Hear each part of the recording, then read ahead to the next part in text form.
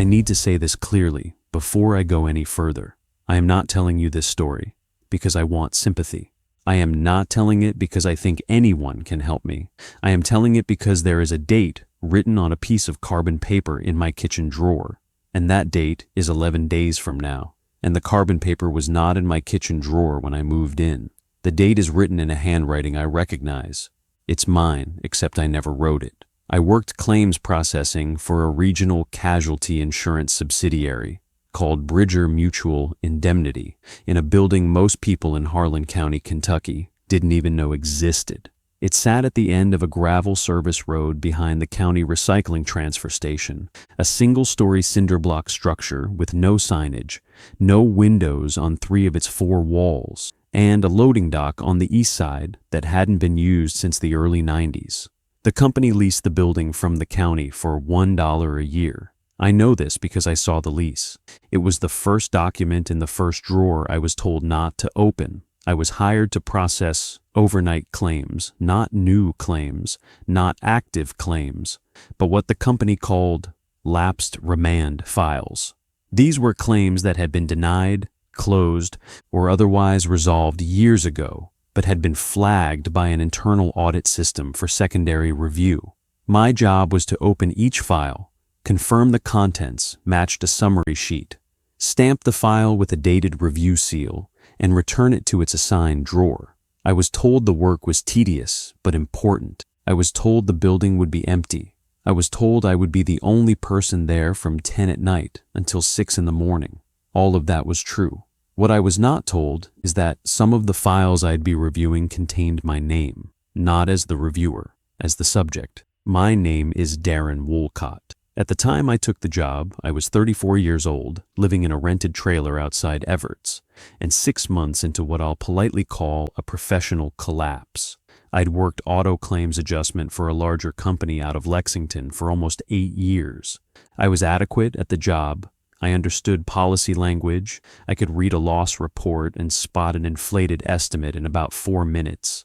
But the company restructured, and my department was eliminated, and the severance lasted exactly as long as it took me to realize no one else in the region was hiring adjusters with my specific experience. I found the Bridger Mutual posting on a state employment board. The listing was plain. Overnight claims, archive technician, part-time, 30 hours per week, 5 nights.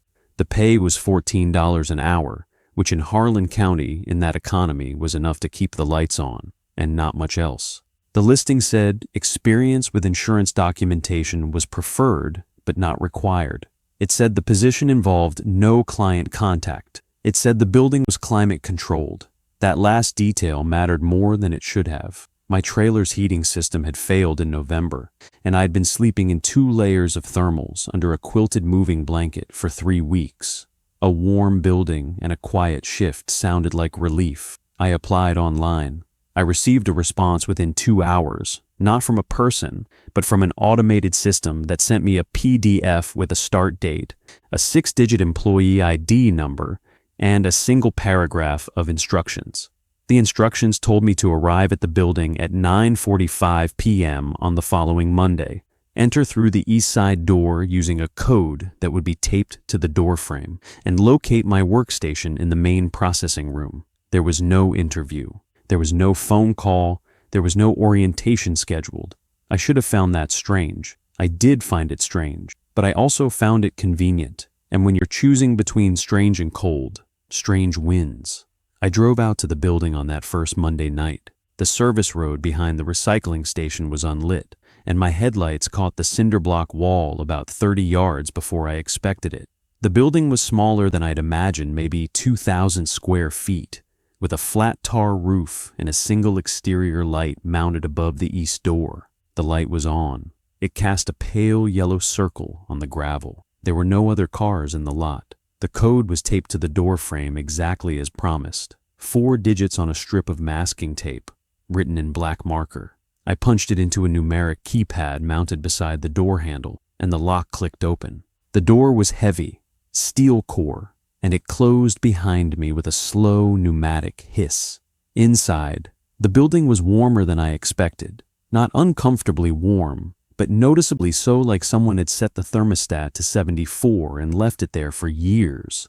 The air had a particular quality to it, dry and papery, the way old file rooms smell when the ventilation hasn't been updated. There was a short hallway with gray industrial carpet, and at the end of it, the main processing room. The room was roughly 40 feet by 30 feet. Filing cabinets lined 3 of the 4 walls, floor to ceiling, each one labeled with a small plastic tab showing an alphanumeric code. In the center of the room was a metal desk with a rolling chair, a gooseneck lamp, a date stamp, an ink pad, and a wire paper tray with about 2 inches of folders stacked in it. To the left of the desk was a smaller table with nothing on it except a telephone, beige, rotary style, with a coiled cord that ran down behind the table and into the wall. Taped to the surface of the desk, directly beneath the lamp, was a laminated sheet of paper. It was labeled at the top in plain black type. Overnight processing protocols, standard operating procedure. There were 12 rules on the sheet. I read them all before I touched anything. Rule 1 said to begin processing files from the wire tray no earlier than 10 p.m. and no later than 10:15 p.m. Rule 2 said each file must be opened, its contents compared to the summary sheet clipped inside the front cover, and then stamped with the date and my employee ID number using the provided stamp. Rule 3 said completed files must be returned to their corresponding cabinet drawer, matched by the alphanumeric code printed on the File tab. Rule 4 said the telephone on the side table was for outgoing emergency use only and should not be answered if it rang. Rule 5 said the overhead fluorescent lights must remain off at all times. The gooseneck lamp was the only approved light source. Rule 6 said that if any file's summary sheet listed the reviewer's own name or employee ID number in any field, the file must be stamped, closed, and returned to its drawer without being read further. Rule 7 said the east door would lock automatically at 10 p.m. and would not unlock until 6 a.m. Rule 8 said the filing cabinets along the south wall marked with codes beginning S were not part of the standard review rotation and should not be opened. Rule 9 said that if a file was found in the wire tray that did not have a visible alphanumeric code on its tab, it should be placed on the floor beneath the desk and left there until the next shift. Rule 10 said there was no next shift. Rule 11 said the gooseneck lamp would dim briefly at 2 a.m. This was normal and should be ignored. Rule 12 said do not correct the rules. I read that sheet 3 times. The first time, I absorbed the procedural rules and thought they were reasonable, if oddly specific. The second time, I noticed that Rule 10 directly contradicted Rule 9. How could I leave a file for the next shift if there was no next shift? The third time, I noticed that Rule 6 unsettled me in a way I couldn't articulate. It assumed that my own name might appear inside one of these files, not as a hypothetical, as a procedure. I sat down in the rolling chair and pulled the first file from the wire tray. It was a standard manila folder, slightly aged, with a plastic tab reading C-0447. Inside was a claim summary sheet, a single page, typed, listing a claimant name, a date of loss, a policy number, a denial reason, and a disposition code. The claimant's name was Harold R. Fenwick. The date of loss was March 1987. The denial reason was failure to establish proximate cause. Below the summary sheet were about 15 pages of supporting documents, photographs of property damage, an adjuster's field notes, a typed letter from the claimant's attorney. I compared the summary to the file contents. Everything matched. I stamped the file with today's date and my employee ID, closed it, found the cabinet drawer labeled C-0447, and filed it. The drawer slid open smoothly and closed with a soft click. The whole process took about 4 minutes. I did the next file and the next. The work was exactly as boring as promised and exactly as mechanical. Open, compare, stamp, file. The files were old, most from the late 80s and early 90s. The claims were mundane: property damage, vehicle accidents, a barn fire, a slip and fall at a church. The language was dry and repetitive. I settled into a rhythm. By midnight, I'd processed about 30 files. The wire tray was less than half empty. My back was stiff from the chair, and I stood up to stretch. That was when I noticed something I hadn't seen before. On the wall behind my desk, the one wall without filing cabinets there, was a corkboard. It was small, maybe 18 inches square, mounted at eye level. I hadn't noticed it when I sat down because the gooseneck lamp pointed at the desk, and the wall behind me was in shadow. I angled the lamp slightly. The corkboard had 6 push pins in it, arranged in 2 rows of 3. 5 of the pins held small squares of paper, each one about the size of a business card. The 6th pin, bottom right, was empty. I leaned closer and read the cards. Each card had a name, an employee ID number, and a date range. The first card read, Marcus J. Oglesby, 091574, November 2nd, 2019 to January 14th, 2020. The second, Donna Whitfield, 103228, February 1st, 2020 to April 22nd, 2020. The third, Troy Phelps, 87641, May 10th, 2020 to May 10th, 2020. That one had only a single date start and end the same day. The fourth, Connie Burrows, 114072, June 15th, 2020 to November 30th, 2021. The fifth, Roberto Asuncion, 120984, December 12th, 2021 to August 3rd, 2023. The 6th pin was empty. My employee ID number was 130216. My start date was today. I understood what the corkboard was. It was a record of everyone who had held this position before me, 5 people. The most recent one had ended over a year ago. The gap between Roberto Asuncion's end date and my start date was almost 15 months. Either no one had worked the position during that time, or the corkboard was incomplete. I looked at Troy Phelps's card again. 1 day. He'd lasted 1 single day. I turned back to the desk and continued working. Not because the corkboard didn't bother me, it did, but the files were straightforward. The work was simple, and I needed the money. I told myself the corkboard was just a staffing record. I told myself Troy Phelps had probably quit on his first night because the building was too quiet or the work was too dull. I told myself a lot of things during that first hour after midnight. At 1:40 a.m., I pulled a file from the tray that had no alphanumeric code on its tab. The tab was blank, just a clean white rectangle, no printing, no handwriting. I remembered Rule 9, place it on the floor beneath the desk and leave it until the next shift. I remembered Rule 10, there is no next shift. I held the file for a moment, not opening it, just feeling the weight of it. It was thinner than the others. I placed it on the floor beneath the desk, exactly as instructed. Then I pulled the next coded file from the tray and continued working. At 2 a.m., the gooseneck lamp dimmed. It didn't flicker. It didn't buzz. It simply reduced its output by what felt like about 40%, held that lower level for roughly 10 seconds, and then returned to full brightness. Rule 11. Normal. Ignore it. But during those 10 seconds of reduced light, I heard something. It came from the south wall, the wall with the S-coded cabinets I'd been told not to open. It wasn't a knock. It wasn't a voice. It was the sound of a drawer sliding open on its own, a slow, metallic glide, and then sliding closed again. One drawer, open, pause, closed. The lamp returned to full brightness. The room was silent. I sat very still in my chair and looked at the south wall. The cabinets there were identical to all the others, gray steel, 5 drawers each, small plastic tabs.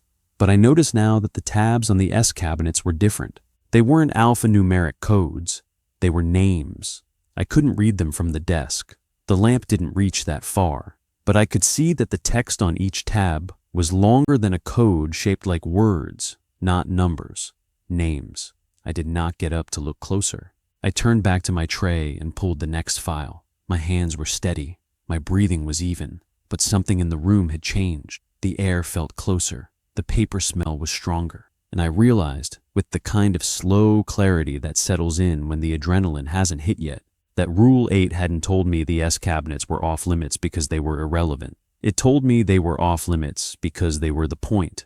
I processed 4 more files before my shift ended. At 6 a.m., the east door clicked. I gathered my jacket, turned off the gooseneck lamp, and walked out into cold morning air that tasted like wood smoke and frost. I sat in my truck for 10 minutes before I turned the key. I came back the next night. I came back because I needed the money, but I also came back because of the file beneath the desk, the one with no code on its tab, the one I'd placed on the floor as instructed.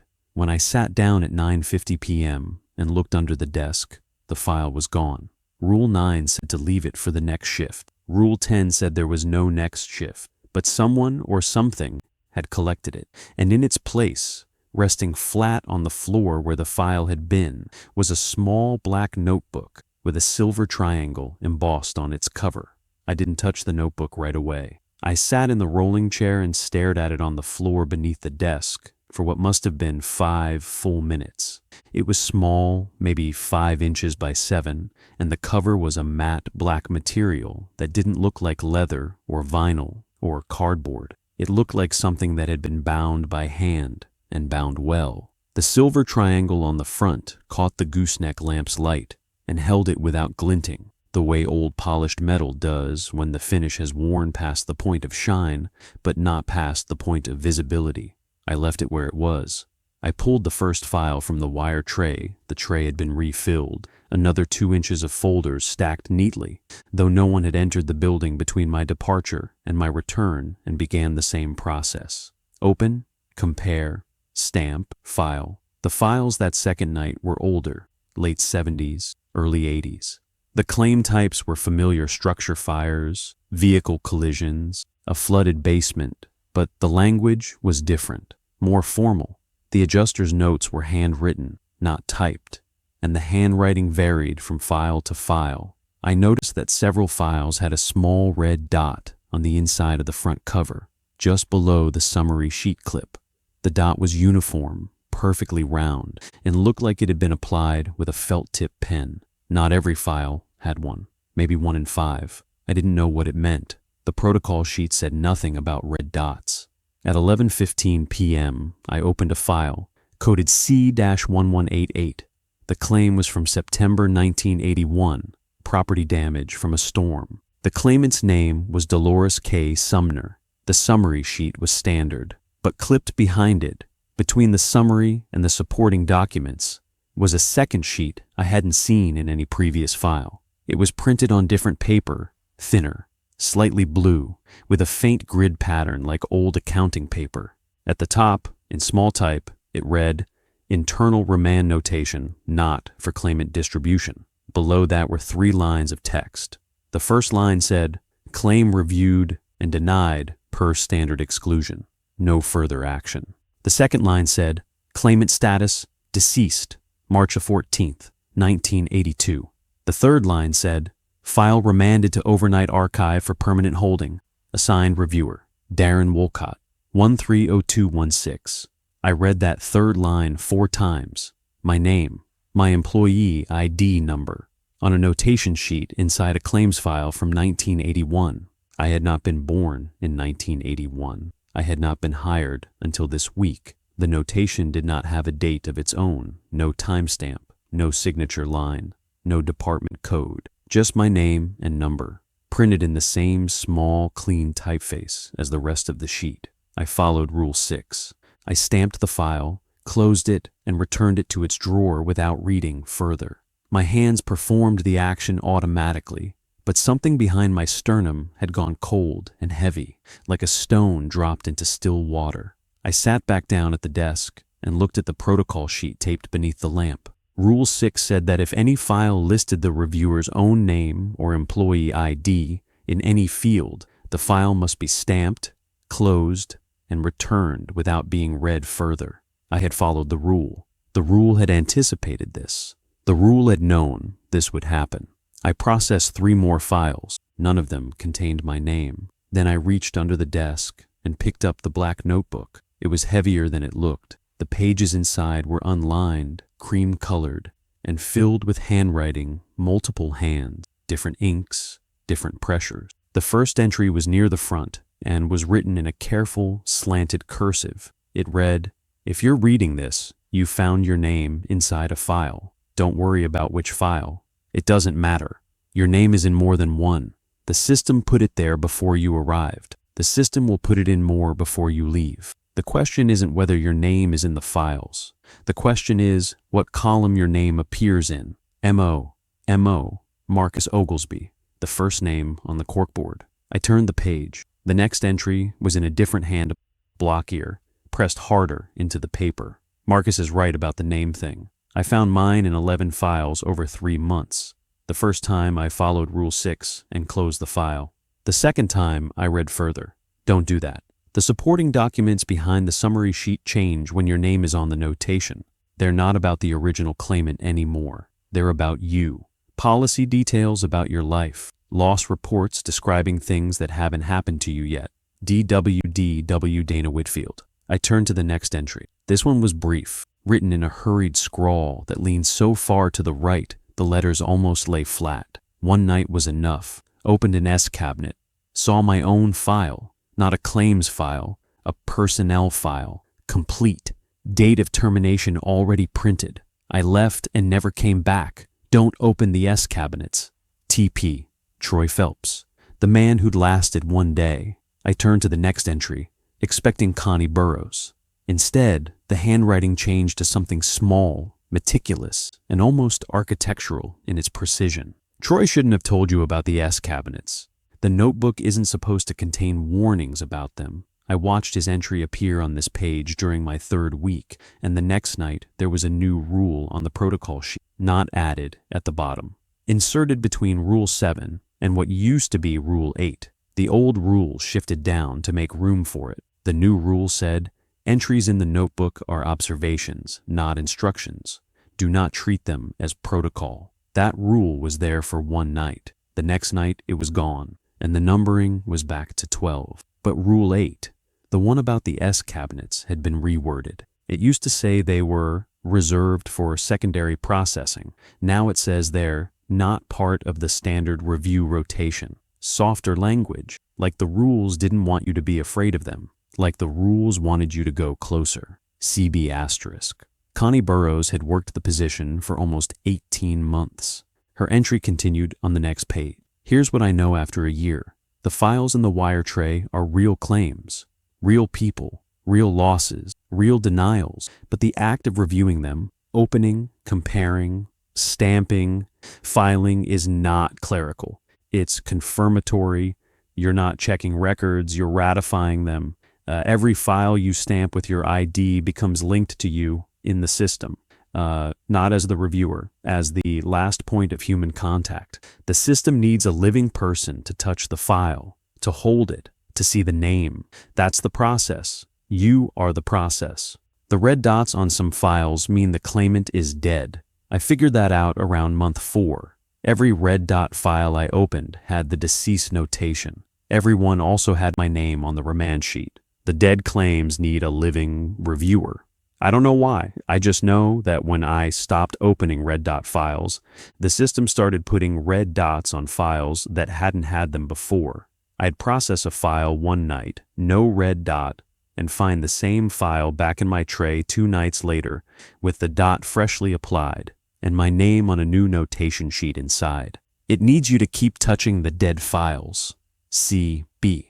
I closed the notebook. I set it on the desk beside the wire tray. The room was silent except for the faint electrical hum of the gooseneck lamp and something else, something I hadn't noticed before. A low, rhythmic sound from inside the south wall cabinets. Not mechanical, organic, like breathing through paper. I did not approach the south wall. I picked up the next file in the tray and continued working. By the end of my 2nd week, I had settled into something I can only describe as functional denial. I processed files. I followed the rules. I found my name in the remand notation of roughly every 4th file, always in the same format. Darren Wolcott, 130216, assigned as the reviewer. On documents that predated my birth, I followed Rule 6 each time. Stamp, close, file, don't read further. I read the notebook in small doses, a few pages per night. Roberto Asuncian's entry was the longest. He wrote in clean block letters, and his observations were clinical, almost detached. The protocol sheet is not static. It changes approximately once every 3 to 4 weeks. The changes are minor: a word substituted, a clause restructured, a number adjusted. Rule 4 originally said the telephone was for outgoing calls only. After my 6th week, it said outgoing emergency use only. The addition of emergency narrows the permission. The rules are tightening. Each version restricts more than the last. I began photographing the protocol sheet each night with my phone. On night 38, I compared my photos. 14 changes across 12 rules in 38 days. No change was announced. No change was acknowledged. The laminated sheet looked the same each night. Same plastic, same tape, same position under the lamp. But the text inside was different. I stopped photographing it on night 40 because the photograph from night 39 showed a version of the rules I had never seen on the actual sheet. The photograph contained a 13th rule that was not visible on the laminated page. It read, "The archive will complete its review regardless of the technician's participation. The technician's participation determines only whether the technician is classified as staff or subject." I deleted the photograph. The next night, the protocol sheet had 12 rules again, but Rule 6 had changed. It used to say stamp, close, and return to its drawer without being read further. Now it says stamp, close, and return to its drawer without reading further. The difference is small. One version forbids reading the file. The other version forbids reading anything. Ara asterisk. On my 9th night, I arrived to find the wire tray empty. This had not happened before. Every previous shift, the tray had been refilled with a new stack of files, always approximately 2 inches deep, always waiting when I arrived. That night, the tray held nothing, but the protocol sheet had changed. There was no 13th rule. The 12 rules looked the same as the night before, with one exception. Rule 5, the one about the overhead fluorescence, the one that said only the gooseneck lamp was approved, now had a second sentence appended to it. It read, "If the wire tray is empty, the gooseneck lamp will direct you." I didn't understand the sentence. I looked at the lamp. It was on, angled at the desk, same as always. I sat down and waited. At 10:15, the latest time Rule 1 permitted me to begin processing, I was still sitting with nothing to process. The tray was empty. The room was quiet. At 10:22, the gooseneck lamp moved. It didn't fall. It didn't wobble. The flexible neck bent slowly, smoothly, like a hand was guiding it, and the light slid off the desk surface and onto the floor to my left. The beam landed on the base of the south wall cabinets, specifically on one cabinet. The plastic tab on its bottom drawer caught the light. The tab read, "Wolcott, D." I did not stand up. I sat in the chair and looked at the illuminated drawer and felt my heartbeat in my wrists and my throat and the backs of my knees. The lamp held its position. The room was motionless. The breathing sound from inside the south wall had stopped, as if the cabinets were waiting. Rule 8 said the S cabinets were not part of the standard review rotation. Rule 8 said I should not open them, but Rule 5 now said the lamp would direct me when the tray was empty. The lamp was directing me to a cabinet with my name on it. One rule said don't. Another rule said the system would tell me when to. I thought about Troy Phelps. One night, he'd opened a cabinet and seen his personnel file with a termination date already filled in. He'd left and never returned. But Troy Phelps's card was still on the corkboard. His entry was still in the notebook. His name was still in this room. Leaving had not removed him from the record. I thought about Connie Burrows, who had stayed 18 months and understood the system better than anyone. She hadn't opened the S cabinets. She'd avoided them, processed her files, touched the dead claims, and endured. But her entry in the notebook ended abruptly. The last line, which I hadn't mentioned yet because I wasn't ready to, read, "I found a new file in my tray tonight. It wasn't a claims file. It was formatted differently, heavier cardstock, no summary sheet, no supporting documents, just a single page inside. The page had my name, my employee ID, my start date, and a second date I haven't reached yet. Below both dates was a single word in bold type that I don't want to write in this notebook because I think writing it here makes it more real. But I will tell you this, the word was not terminated. The word was not resigned. The word was not completed. It was a word that described what I would become when the second date arrived.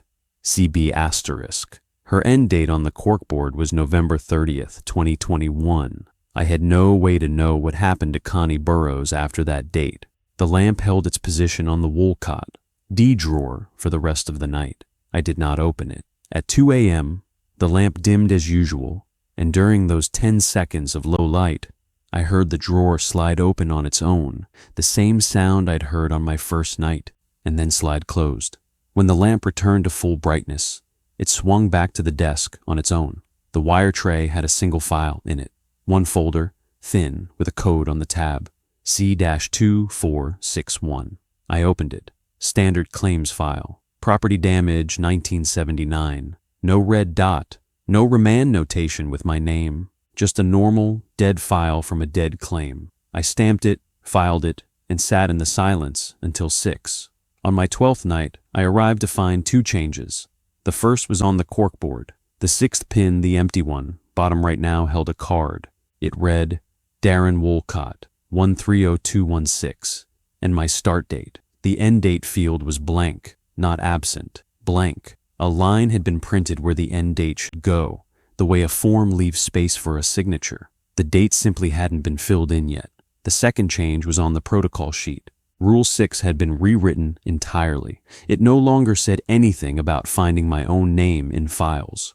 The new Rule 6 read, when the archive determines that the reviewer's processing history is sufficient, a final remand file will be placed in the wire tray. This file will be marked with a black tab. The reviewer must process this file in the same manner as all previous files. Open, compare, stamp, and return to its assigned drawer. The assigned drawer will be indicated on the file summary sheet. This is the reviewer's last required action. I read it 3 times. Then I looked at the laminated sheet more carefully and realized that Rule 12, do not correct the rules, had also changed. It now read, do not correct the rules. The rules have already corrected themselves. The wire tray had its normal stack of files. I worked through them mechanically, my hands moving while my mind circled the new Rule 6 like a dog circling a closed door. A final remand file, a black tab, one last file to process. And then what? What happened after the last required action? Troy Phelps had seen a termination date. Connie Burrows had seen a word she refused to write. The system was patient. It had waited 15 months between Roberto Asuncion and me. It would wait as long as it needed. But it was also, I was beginning to understand, precise. It did not operate on fear. It operated on sequence. Every file I stamped was a step. Every night I returned was a step. Every rule I followed was a step. And the steps were not random. They were leading somewhere specific, somewhere the archive had mapped out long before I arrived, and the black tabbed file was the last step before I reached it. At 3:14 a.m., the telephone rang. In 12 nights, the telephone had never rung. Rule 4 said not to answer it. I let it ring. It rang 7 times, each ring separated by exactly 4 seconds of silence, and then it stopped. The room settled back into its hum. I exhaled. Then the telephone rang again. 7 more rings, 4-second interval, then silence, then again. The pattern repeated 5 times in a row, 35 rings total. I did not answer it. After the 5th cycle, the ringing stopped permanently, but when I looked at the telephone, I noticed something that made me grip the edge of the desk hard enough to whiten my knuckles. The rotary dial had a small paper circle in its center, the kind where you'd write a phone number for quick reference. When I'd started the job, that circle had been blank. Now it had a number written on it, 7 digits. I recognized them. It was my home phone number, the landline in my trailer, that I kept because the cell signal in Everts was unreliable. The telephone had been calling me, not calling my desk, calling the version of me that existed outside this building. And when I didn't answer from out there, it tried to reach me in here. I pulled my jacket on at 5:58 a.m., 2 minutes before the door would unlock. I stood by the east exit with my hand on the handle, waiting for the click. The building was silent behind me. The gooseneck lamp was off. The south wall cabinets were dark and still. The lock clicked at 6. I pushed the door open and stepped into the morning cold. I walked to my truck. I sat behind the wheel. I looked at the building in my rearview mirror, squat, gray, featureless, ordinary. I told myself I wouldn't go back. I went back. I went back because of something I found in my trailer that afternoon. I'd driven home after that 12th shift, crawled into bed without undressing, and slept until just past 2 in the afternoon. When I got up and went to the kitchen to make coffee, I noticed the drawer beside the stove was slightly open. Not much, half an inch. But I lived alone, and I hadn't opened that drawer in weeks. It held takeout menus, a screwdriver, some rubber bands, and a pad of coupons I'd never used. I pulled it open. Sitting on top of everything else, perfectly centered, was a single sheet of blue grid paper, thin, familiar, the same type of paper as the internal remand notations inside the claims files. The sheet had 3 lines of text. The first line read, "Remand file final review assignment." The second line read, "Reviewer, Darren Wolcott, 130216. The third line read a date, 11 days from that afternoon. Just the date. No explanation, no context, no word beneath it, bold or otherwise. Just a date sitting on a line by itself, as if the sheet had been printed mid-thought and the rest hadn't arrived yet. I picked it up. The paper was warm. Not from the drawer, not from sunlight. The kitchen window faced north and the blinds were closed. The paper was warm the way skin is warm. I set it back down and closed the drawer. I stood in my kitchen for a long time. I thought about not going back to the building. I thought about what Troy Phelps had done one night. Saw his file, never returned. But Troy Phelps's name was still on the corkboard. His entry was still in the notebook. His card hadn't been removed. Leaving hadn't ended anything for him. It had just ended his ability to see what was happening. I thought about Connie Burrows. 18 months. She'd understood more than anyone. She'd mapped the system's logic, its patterns, its needs.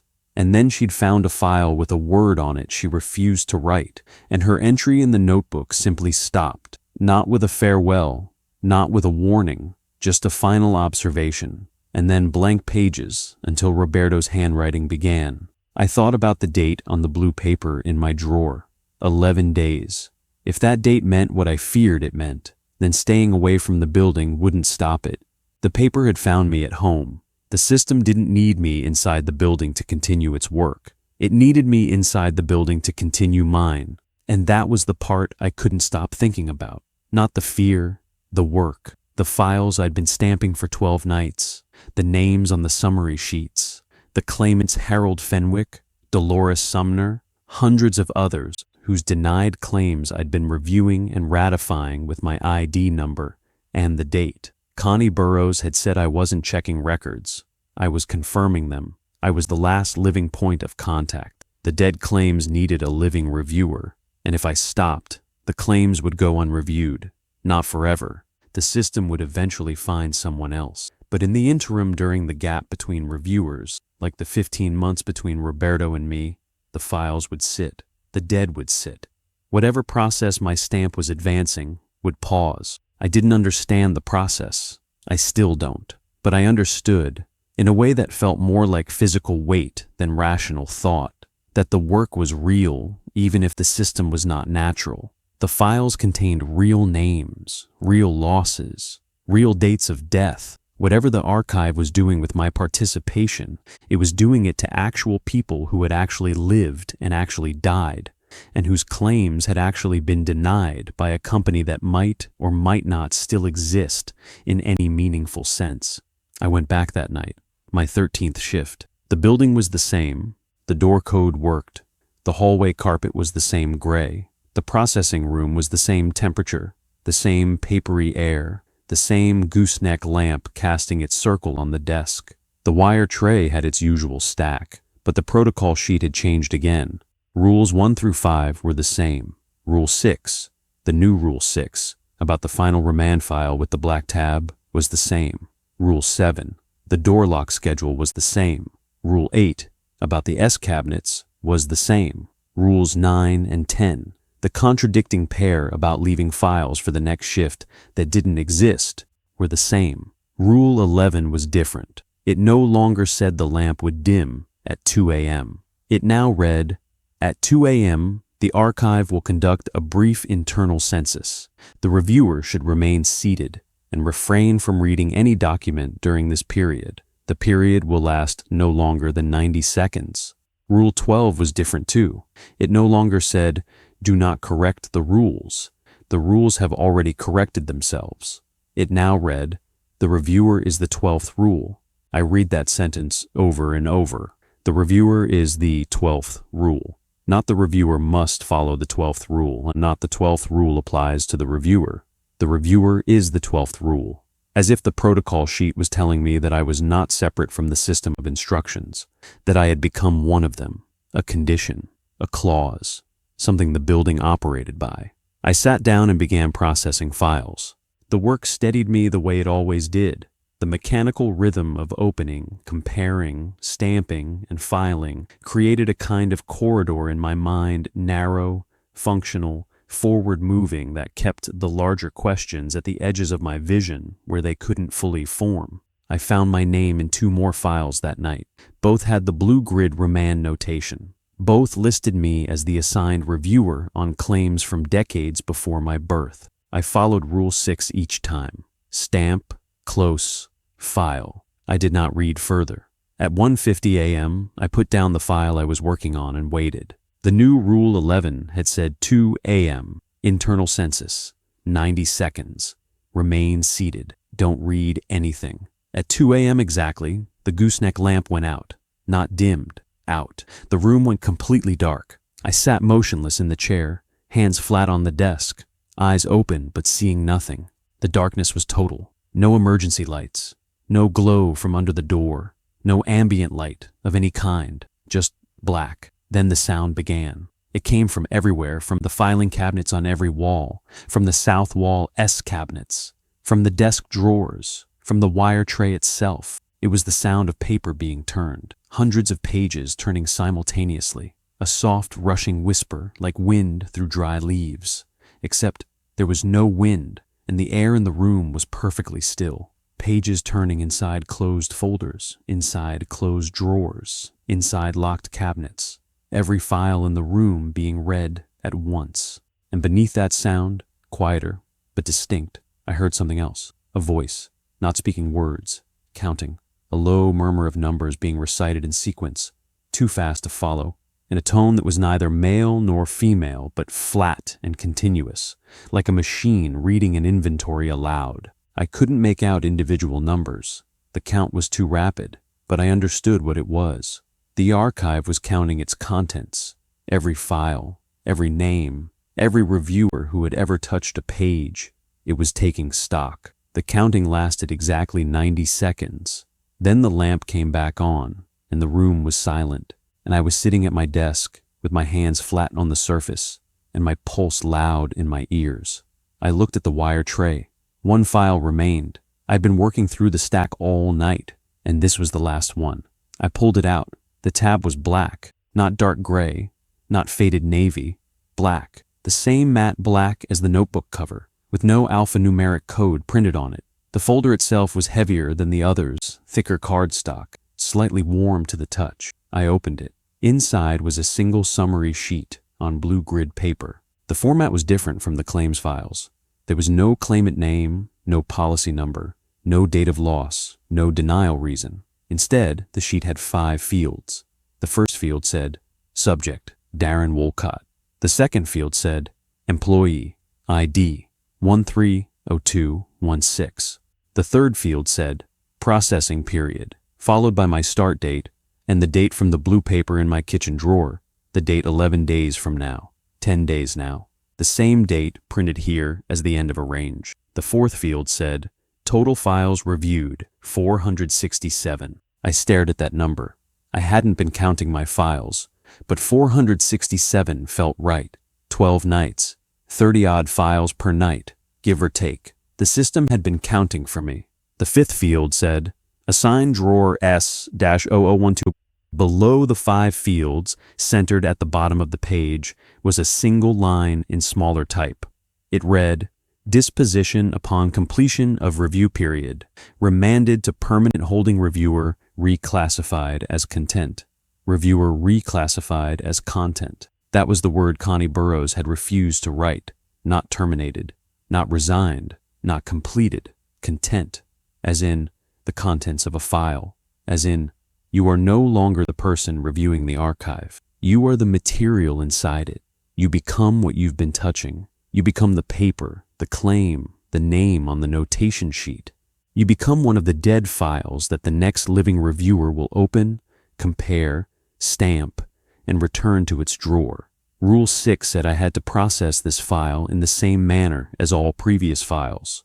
Open, compare, stamp, return to its assigned drawer. The assigned drawer was S-0012, a south wall cabinet.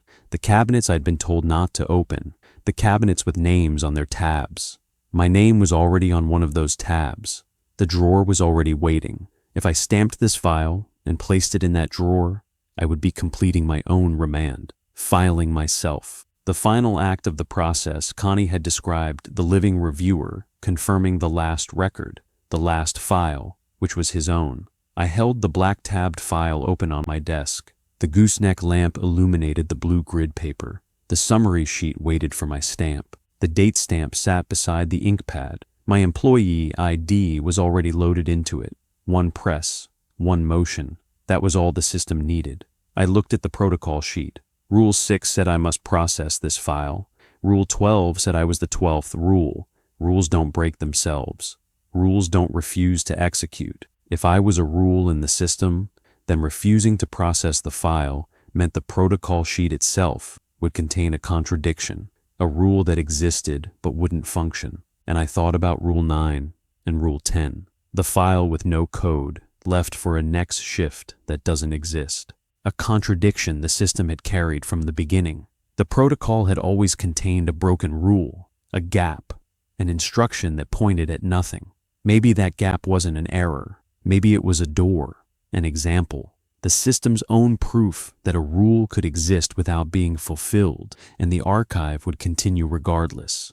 I did not stamp the file. I placed it on the floor beneath the desk, the same spot where I had left the codeless file on my first night, the spot designated by Rule 9 for files that couldn't be processed left for a shift that Rule 10 said would never come. Then I stood up. I walked to the corkboard and looked at my card, Darren Wolcott, 130216, start date, and the blank line where the end date belonged. The line was still blank. The system hadn't filled it in yet. The date on the blue paper, the date on the summary sheet, was 10 days away. The system expected me to continue coming back. It expected me to return, find the file still waiting, and eventually complete the action. The archive was patient. It had always been patient. It had waited 15 months between Roberto and me. It could wait 10 days. It could wait 10 years. I picked up the black notebook. I turned to the first blank page after Roberto Asuncion's final entry. I took the pen from the desk, a plain ballpoint, company issued, unremarkable, and I wrote, "The final file is under the desk." I didn't stamp it. I don't know if that matters. The system has a date for me 10 days from now, and the date appeared in my home before I ever saw it here.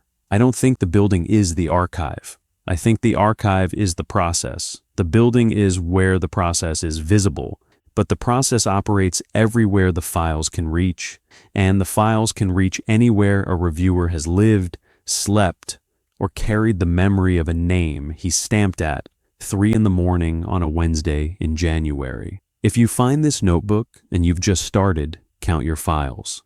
Not because the number matters to you, because it matters to the system. 467 was my number. When the count is complete, the black tab appears. That's the sequence. You can slow it by processing fewer files per night, but you can't stop it because the tray refills itself and the rules require you to begin by 10:15. The only thing I did that no one else describes doing is using Rule 9, the contradiction, the file left for a shift that doesn't exist. I don't know if it protects me. I don't know if the date still holds, but I know the file is unfiled and unstamped and sitting in a gap the protocol created and never resolved. I am going to leave now and not come back. I know that didn't work for Troy. I know it didn't work for anyone, but I also know that none of them left a file unprocessed. They either completed the sequence or they fled before the final file appeared. I'm the first one to hold the last file and refuse it. That might not matter. The archive might just file it without me, but I want there to be a record in this notebook, in this handwriting, on this date that I was asked, and I said no. DW asterisk. I set the pen down, I closed the notebook and placed it on the desk beside the wire tray. I looked around the processing room one final time. The south wall cabinets were still. The lamp was steady. The air was warm and dry and smelled like old paper. The black tabbed file lay on the floor beneath the desk, unstamped, in the space reserved for things that don't belong to any shift. The door unlocked at 6. I walked out. I drove home. I didn't look in the rearview mirror. That was 8 days ago. The blue grid paper is still in my kitchen drawer. The date hasn't changed. I've checked it every morning, half expecting the paper to be gone, or blank, or different. It's the same. The date is now 3 days away. I've thought about throwing the paper out. I've thought about burning it. But Connie Burrows said that writing something in the notebook made it more real, and I think the reverse is true too.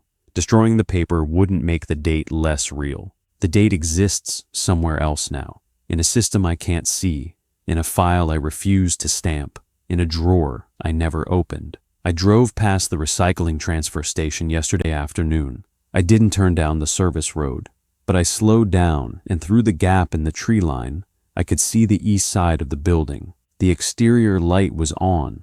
It was 2 in the afternoon, broad daylight, and the light above the east door was on. It had never been on during the day when I arrived for my shifts. The building was lit. The building was waiting. I don't know what happens in 3 days. The summary sheet said, remanded to permanent holding reviewer, reclassified as content. Maybe that means something physical. Maybe it means something I won't perceive a change in status on a piece of paper inside a cabinet I'll never see again. My name moved from one column to another.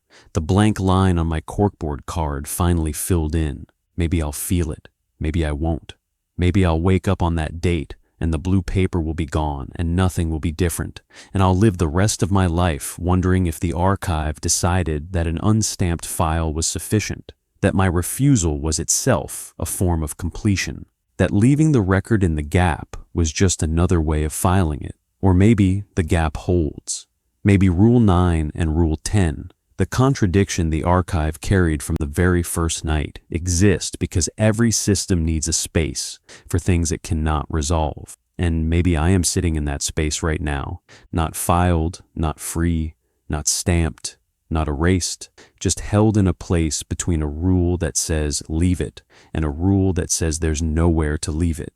I think about the 467 files I stamped, the names on the summary sheets, the dates of loss, the denied claims from decades ago, touched for the last time by my hand under a gooseneck lamp at 3 in the morning. I confirmed them, all of them. Whatever the archive does with confirmed files, I helped it do that 467 times, and I cannot unconfirm a single one. I think about the S cabinet with my name on the tab, drawer S-0012. It's in that building right now. It may be empty, waiting for the black-tabbed file I refuse to put inside it. Or it may already be full. The system counted my files before I did. It assigned my drawer before I found the notebook. It printed the date before I knew there was a date to print. Maybe the drawer has held my completed files since the day I was hired. Maybe the version of me that exists inside the archive has been there all along, and the version sitting in this trailer, typing this account, is just the reviewing copy, the one that still thinks it has a choice. The date is in 3 days. I'm not going back to the building, but I don't think the building needs me to come back. The blue paper is in my drawer. The date is on the paper. The archive knows where I live. It has always known. The door code was taped to the frame before I arrived. My name was on the remand notation before I was born. My card was pinned to the corkboard before I saw it. Every step I thought I was taking was a step the system had already recorded, in a file I was never permitted to read, inside a drawer I was instructed not to open. The only thing I did that wasn't in the file was leave the black-tabbed folder under the desk, and I don't even know that for certain. I don't know what the file says. I followed Rule 6 for every file that contained my name. I closed them without reading further. For all I know, one of those files, in its supporting documents, describes a man who refuses to stamp the final folder and places it under the desk and drives home and writes exactly these words in exactly this order. The archive doesn't predict, it files. And the difference between those two things is smaller than I once believed. If you're reading this, it means I found a way to get it out. Or it means the archive let me. I'm not sure there's a distinction anymore. The only thing I ask is this. If you ever take a job processing old claims in a building with no windows and a warm room that smells like paper, and you find a laminated sheet of rules taped to the desk, and one of those rules mentions your name before you've introduced yourself, don't correct the rules. But don't stamp the last file either. Leave it in the gap. It's the only space in the system that doesn't belong to the system. I hope that's enough. I don't think it is. But the date is in 3 days, and I am out of time to figure out the difference.